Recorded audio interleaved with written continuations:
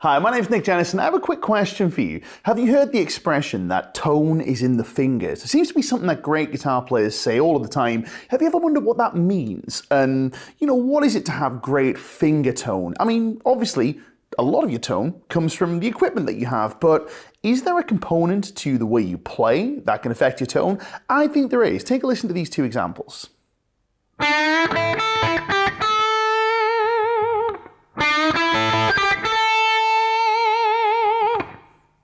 So even though we're using the same sound and the same guitar, there's a pretty big difference in tone between those two examples. Now, I want to give you a quick tip on how you can sound more like the second example, which is clear, more vibrant and fuller, rather than the first example, which is a little dull and a little bit muffled. And it's this. Now, we're often taught that we should fret notes as close to the fret wire as is humanly possible. And that's fine in some circumstances. It's actually quite wise when you're playing, for example, a classical guitar where it's very difficult to play, the strings are very tight and the action is very high, the frets are very low. But on a modern, well set up electric guitar, it can actually hinder your tone production in a way that fretting just a tiny bit further back away from the fret doesn't.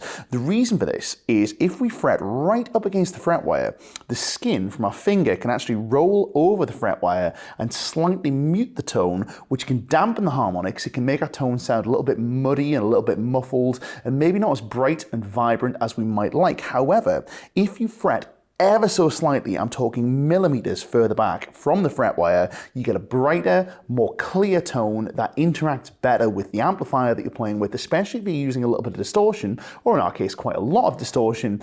I want you to practice this and see if you can get some better sounding tones out of the gear that you already have. And if you want more stuff like this, we're doing a masterclass on guitar tone secrets on April the 2nd. Now, there are very, very limited numbers of spaces left. We are keeping the numbers really low because this is going to be an interactive event where we fix your tone problems live on camera using the gear that you already have. So if you want to be part of this, click the link down below to find out how. My name's Nick Jennison. Hopefully this tip has helped you and hopefully I will see you on April the 2nd for my Guitar Tone Secrets Masterclass.